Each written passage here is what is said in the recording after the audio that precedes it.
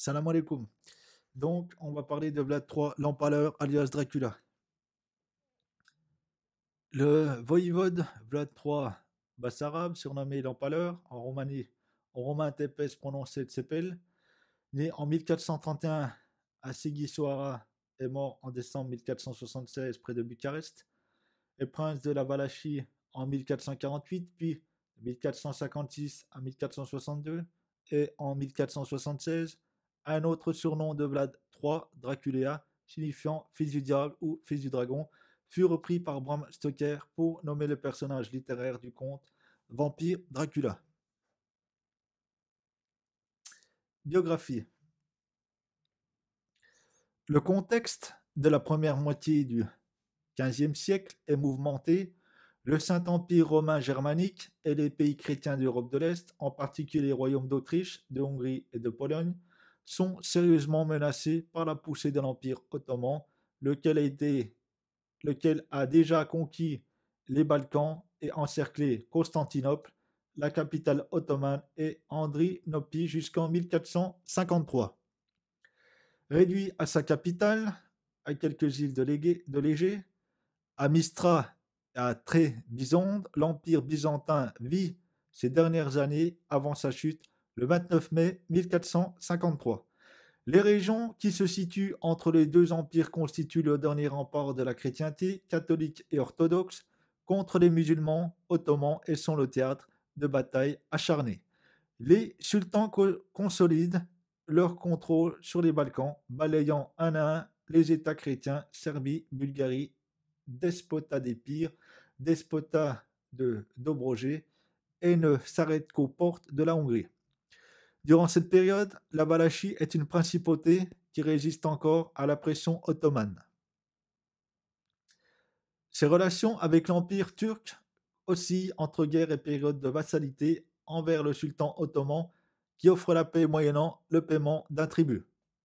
Le voïvode étant élu, le trône était disputé, à l'époque de Vlad Tepes, entre les familles cousines Bassarab et Bassarab d'Anescu et des Bassarab Draculescu, alors que les Draculéas, négociant la paix avec les Turcs, les Danescu appelèrent les Hongrois pour les aider à combattre le sultan. En 1447, le père de Vlad, Vlad II Dracul, le dragon, surnom dû au fait qu'il était membre de l'ordre du dragon, conclut une paix avec les Ottomans.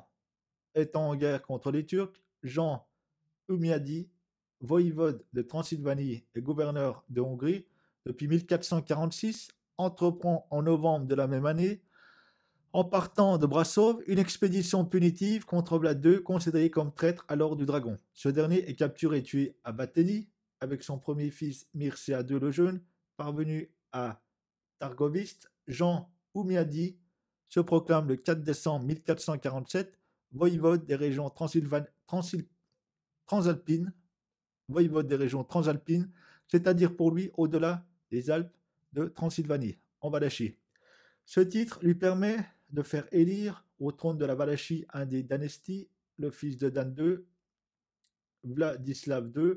Les Draculesti sont alors évincés du pouvoir. Son vrai nom, Vlad, est issu de la dynastie princière des Bassarabes, à l'origine du toponyme Bessarabie, qui désigna initialement la Valachie avant de désigner une partie de Moldavie. Le premier représentant marquant est Bassarab le Grand, qui délivra le pays de la valacité hongroise. Selon les historiens Minia Berindel et Matel Kazaku, ce nom pourrait être courant, ce nom pourrait être Kouman, signifiant père sévère. Selon l'historien Pierre Nasturel, ce Besserem Bem des chroniques turques pourrait être une déformation de Bessarion Ban, Ban étant un titre hongrois de vassalité désignant un commandant militaire d'une marche frontière ayant donné le nom de Banat. Jeunesse. Vlad Tepes serait né en 1431 à Sighisoara, ville de Transylvanie, où son père exilé a séjourné de 1431 à 1435, et où l'on montre encore sa maison natale s'il est né fin 1436. Il a pu le faire à Targoviste, capitale et cour princière de la Valachie avant 1430. Le lieu de résidence de son père n'est pas connu. En 1442, Vlad Tepes est envoyé comme otage au sultan Mourad II avec son jeune frère Radu Sel Frumos, Radu le Beau. Il est retenu à Antripode, à Antrinople, jusqu'en 1448, et son frère jusqu'en 1462. Cette période de captivité dorée chez les Turcs a joué un rôle important dans la montée au pouvoir de Vlad. Probablement s'est-il fait, durant cette période, des relations utiles à son ambition et à son désir de revanche contre les Dynasties. En sa qualité d'otage princier, il avait certains privilèges, tels que celui de pouvoir étudier, correspondre, disposer de pages et de serviteurs. Il est possible que c'est à cette époque qu'il ait assisté à ses premiers empalements, un des supplices dans l'Empire ottoman. La lutte pour le trône. En 1448, profitant de l'absence de Vladislav, éloigné de Targoviste par les combats de la seconde bataille de Kosovo entre les Turcs, Vlad III Tepes rentre dans Trinople avec une troupe de cavalerie turque et un contingent de troupes prêtées par le pacha Mustafa Hassan pour s'emparer du trône. Mais Vladislav le chasse dès son retour. 2 mois plus tard, octobre-novembre 1448, Evlen doit s'exiler en Moldavie où règne Bogdan II Moussat. Là, il se lie d'amitié avec le futur Étienne III de Moldavie. La chute de Constantinople aux mains des Turcs en 1453 change la donne. Les chrétiens doivent faire feu de tout bois et Jean Oumaïdi, qui part défendre Belgrade contre les assauts ottomans, confie à Vlad Tepes une armée pour défendre le sud de la Transylvanie. Mais Vlad en profite avec l'aide de Boyar de Munteni pour reprendre le trône de Valachie. Il écrase et tue Vladislav II au combat en août 1456 et il règne ensuite pendant 6 ans, consolidant son pouvoir en centralisant l'autorité, de la même façon que Mathias Corvin en Hongrie ou Louis XI en France. Il élimine sans pitié tous les boyards qui pouvaient le déstabiliser. Il s'appuie sur le petit peuple qu'il adule et établit un régime de terreur dans l'aristocratie, de telle façon que tous le redoutent et le craignent. La légende dit pas la plus petite infraction du mensonge jusqu'au crime pouvait être punie de mort. Les légendes disent du pal, mais toutes les forêts du pays n'y auraient pas suffi. En fait, Vlad n'a empalé que quelques personnages, mais du haut rang. C'est ce qui a frappé les imaginations et lui a valu son surnom de Tepes l'Empaleur. Il combat la corruption et l'intrigue en s'appuyant sur l'Oastea Domneasca, l'armée princière, recrutée parmi les paysans libres, sur de l'efficacité de son système. Vlad place un jour une coupe en or en plein milieu de la place centrale de Targoviste. Les voyageurs assoiffés auront le droit de se servir de la coupe, mais elle doit rester en place. Selon les sources historiques, celle-ci ne fut jamais dérobée, elle resta à sa place tout le temps du règne de Vlad.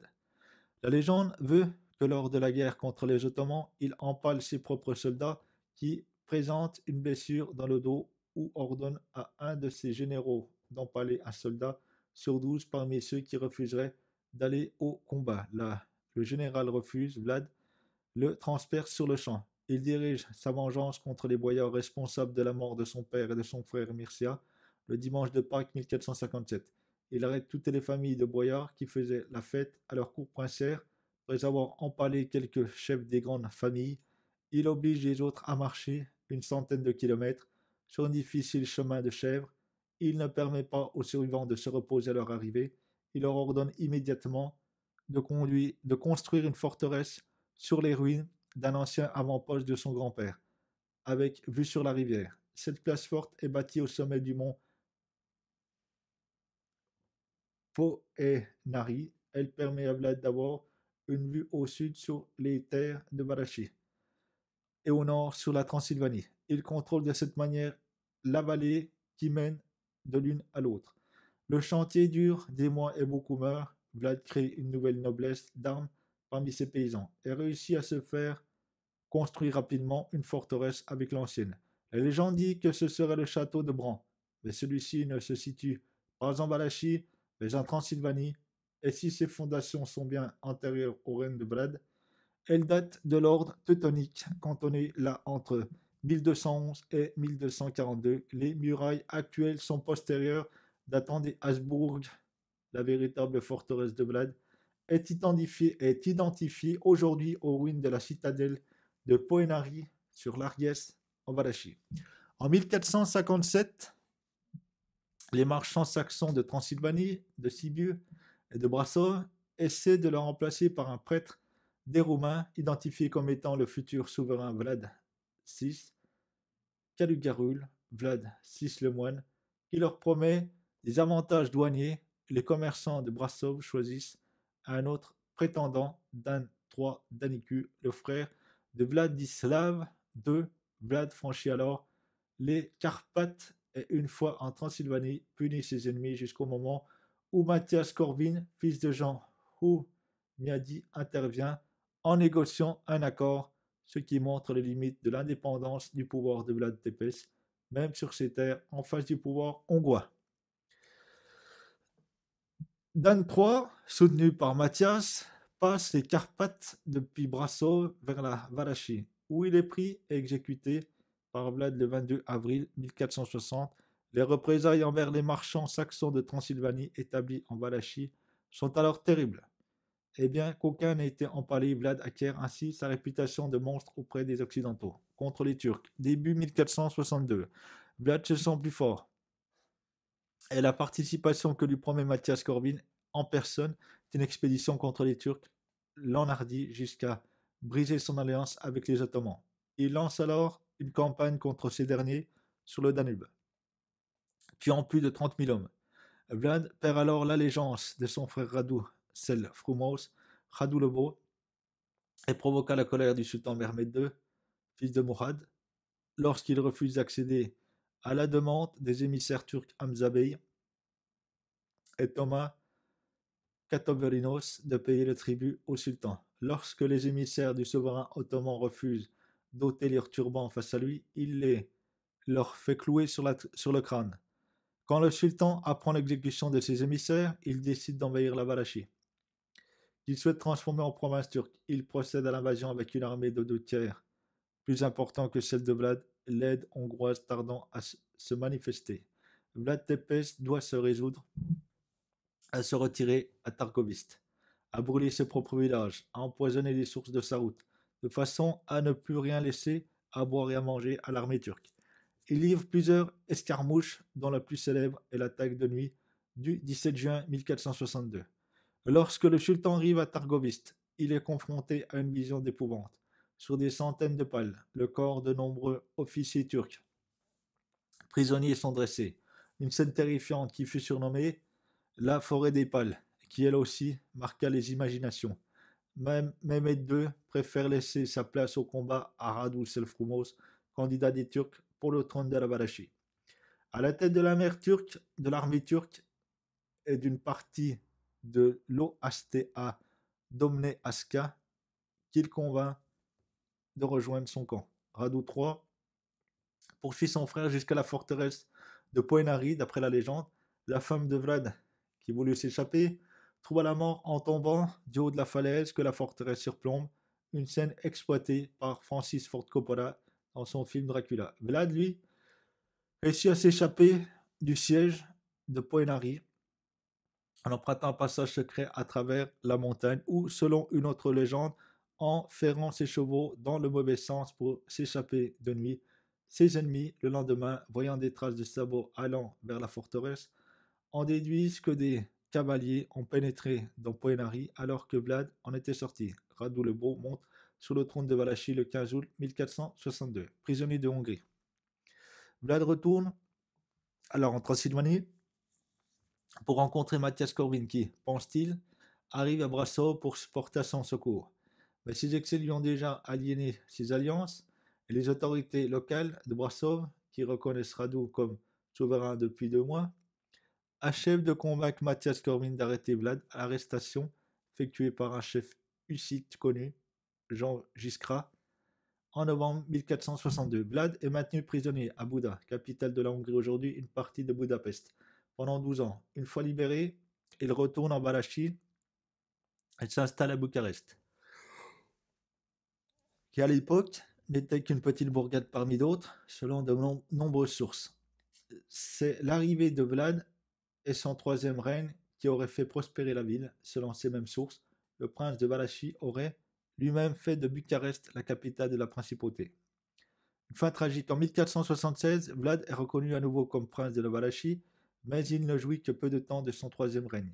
Il meurt supposément au combat à la fin du mois de décembre 1476 à Bucarest.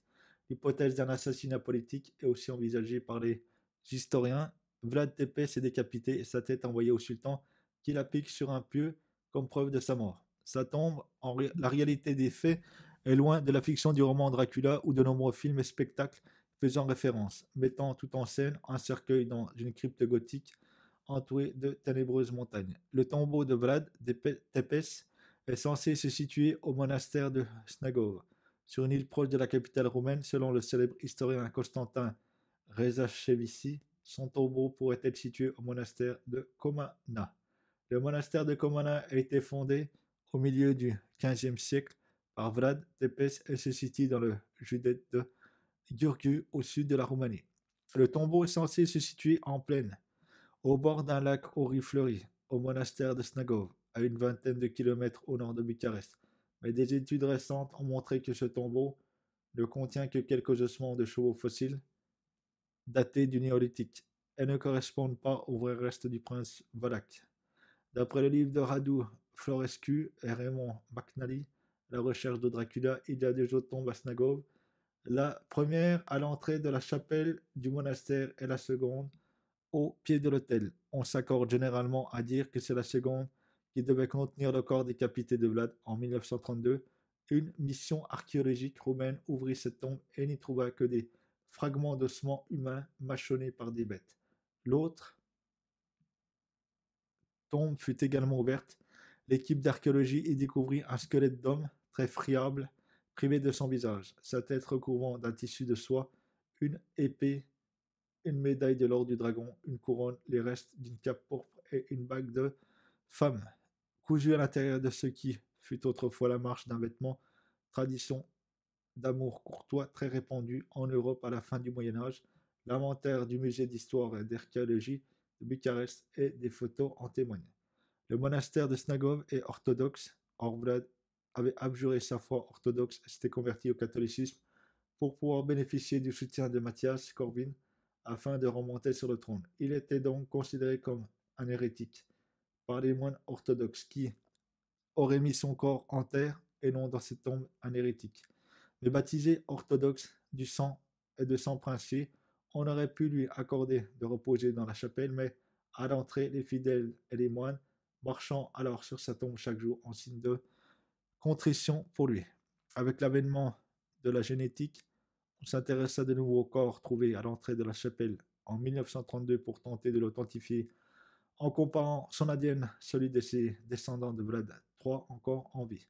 Entre-temps, le musée d'histoire et d'archéologie de Bucarest ainsi que ses réserves ont déménagé plusieurs fois, subi des bombardements et des incendies, et la malle contenant les restes de Snagov reste à ce jour introuvable. Il est possible aussi qu'elle ait été volée. Le seul bâtiment historique que l'on peut rapporter avec certitude du règne de Vlad est la tour de Shindia à Targoviste, selon l'historien Lucien Bola, une aile de l'une de celles de l'ancienne citadelle de Bucarest, Curtea Vechel, fut également érigée par Vlad Tepes. Son buste marque d'ailleurs l'endroit et témoigne de sa présence dans l'actuelle capitale de la Roumanie. Surnom Vlad Bassarab a eu de nombreux surnoms. Tepes, l'empaleur en Roumanie, Dracula, petit dragon roumain, d'où Dracula, son père Vlad II, le dragon, ayant été membre de l'ordre du dragon. Vlad Tepes connaît déjà une célébrité importante de son vivant, répandue surtout par ses ennemis, les marchands de Saxons de Transylvanie et Mathias Corvin, le roi de Hongrie, qui l'ont fait passer pour un souverain cruel qui empale ses ennemis. Selon leur dire, il aurait empalé des centaines de milliers d'hommes, en particulier les génocides, les négociants allemands de Transylvanie, les membres de la vieille noblesse, tous ceux qui se dressaient contre lui, ainsi que les prisonniers turcs. Mais oublié avec sa mort, cette mauvaise réputation, consignée dans les documents et les gravures d'époque, s'est repropagé avec la diffusion du personnage de Dracula, inventé par Bram Stoker pour ce roman en 1897.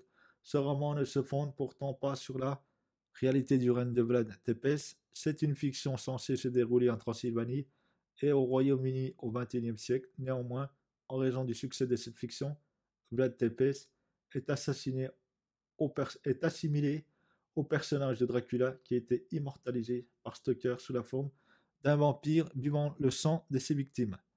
L'image de la Transylvanie, de la Roumanie, par le biais du roman de Stoker, est maintenant associée pour longtemps au conte vampire Dracula, dont le nom est celui du diable, qui recouvre la mémoire de Vlad Tepes. Sa vie est connue grâce aux sources écrites qui relatent les faits et gestes de Vlad III, prince de Valachie au milieu du XVe siècle. Selon certaines de ces sources, Vlad Tepes aurait été un monstre de cruauté, une brute qui aimait répandre le sang, le feu, la mort partout. Et ses victimes se seraient comptées en milliers, en dizaines ou en centaines de milliers. Cette légende trouve ses sources dans la haine et le ressentiment de ses adversaires, les marchands saxons et les boyards de Valachie qui ont toujours lutté pour conserver leurs privilèges dans ces régions. La diffusion d'écrits inspirés par cette version en Europe a été fortement encouragée par Mathias Corvin, roi de Hongrie, qui cherchait à justifier son changement d'attitude après avoir soutenu Vlad dans ses actions contre les Turcs. Il soutint son frère Radu III, le beau Radul Sel-Frumos, qui était le candidat des Ottomans et chef des armées ottomanes, alors que Vlad était vaincu et demandait de l'aide. Seul à Brassov, il valait mieux faire passer Vlad pour un monstre incontrôlable. Au début du XXIe siècle, cette thèse a été relancée par la publication en allemand des histoires de la Moldavie et de la Valachie de Johann Christian Angel, qui présente Vlad Tepes comme un tyran sanguinaire. Mais selon les chroniqueurs orientaux, Vlad Tepes était un chef qui utilisait la terreur pour se faire respecter de ses ennemis, un adversaire redoutable et respectable. On peut citer à Bonfini ou El Chalco Condil, ainsi que l'auteur anonyme des histoires slavones, qui ont de l'admiration pour ce voïvode autoritaire mais juste, qui a utilisé toutes les méthodes pour consolider un pouvoir central et pour faire régner l'ordre de ces territoires. En réalité, telle qu'elle est corroborée par les sources primaires, Vlad Tepes a persécuté les boyards valaques au profit du vil peuple pour asseoir son pouvoir et pour financer ses campagnes militaires. Il augmentait les droits de douane au détriment des marchands saxons de Transylvanie en Valachie.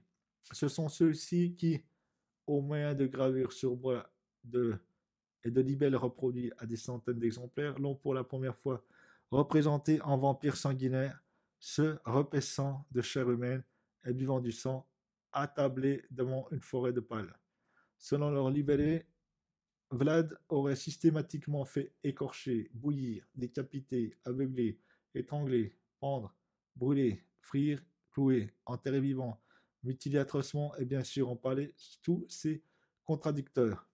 Alors que ces affirmations sont remises en cause, on peut considérer que Vlad III souhaitait martyriser non seulement des criminels ou des voleurs, mais aussi des aristocrates comploteurs ou des marchands étrangers jugés malhonnêtes entre 1457 et 1460. L'exemple le plus frappant est celui de l'ambassadeur turc Hamza Bey sur un chambellan Thomas Katabolinos, qui avait tenté de s'emparer de lui par la ruse en 1461. Cela conduisit à une nouvelle guerre contre l'Empire ottoman, mais surtout inspira à toutes les cours d'Europe un sentiment d'horreur à l'égard de Vlad. Ce sont quelques-unes de ces libelles qui, parvenues à la Royal Library, au British Museum de Londres, où il se trouve toujours, ont pu tomber sous les yeux de l'écrivain Bram Stoker qui lui ont fourni une partie des idées grâce auxquelles il forgea son personnage de Dracula. La légende contemporaine, Dracula est un roman de l'écrivain irlandais Bram Stoker, publié en 1897. Il raconte l'histoire d'un vampire, c'est-à-dire un être immortel qui se repaît du sang de ses victimes, dont le nom s'inspire du surnom de Dracula de Vlad Tepes. On ne sait pas exactement pourquoi Bram Stoker a pris pour nommer et situer son personnage de fiction. Le nom et le contexte d'un prince de Valach du XVe siècle. Quelques-uns ont proposé l'idée que Stoker aurait rencontré un professeur hongrois de l'université de Budapest, Hermann van Berger, Arminius van Berry, dans le roman.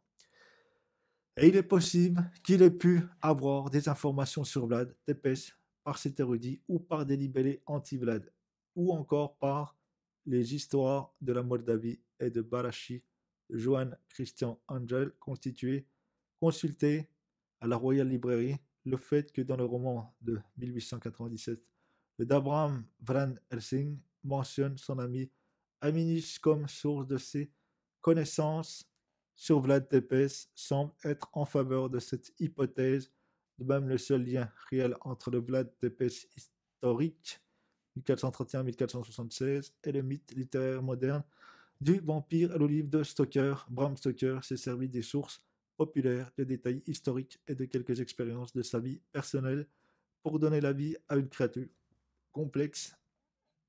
D'autre part, les adversaires politiques principaux de Vlad, les Saxons de Transylvanie se sont servis du sang de diable du mort roumain Drac pour jeter le discrédit sur la réputation du prince. Voilà, donc c'était l'histoire de Vlad III alias Dracula l'Empaleur. Salam alaikum.